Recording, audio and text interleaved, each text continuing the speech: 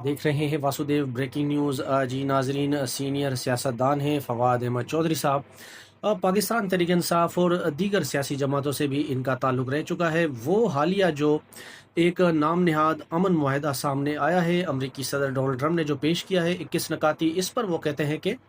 अमरीका से वापसी पर अरब ममालिक जो हैं वो इस चीज़ को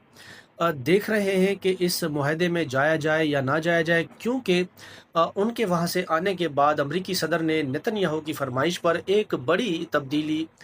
इस नकात में कर दी है। वो ये कि इसराइल की जो फोर्सेस हैं वो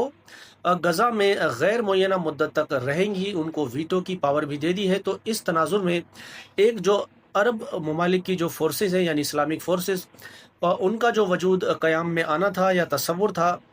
वो अब मकसद जो है वो बेमायने हो गया है, क्योंकि इजरायली फोर्सेस वो गज़ा में जो हैं वो मौजूद रहेंगी। इस पर फवाद चौधरी साहब मज़ीद कहते हैं कि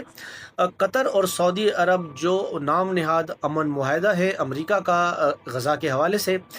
इसके ऊपर वो गौर व फिक्र कर रहे हैं। बल्कि जबकि पाकिस्तान दूसरी जानिब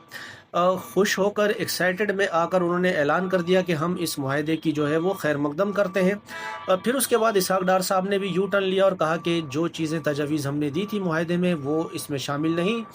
ये मुआहदा अलग है, जो हमारे सामने पेश किया गया था वो अलग है। इस बात के ऊपर पीटीआई के एक और साबिक रहनुमा असद उमर साहब ने भी कहा कि आप दोनों एक जगह पर बैठ जाएं और पहले ये फैसला कर ले, यानी वो वज़ीर आज़म शहबाज शरीफ साहब और इसहाक डार साहब से कह रहे हैं कि एक जगह बैठकर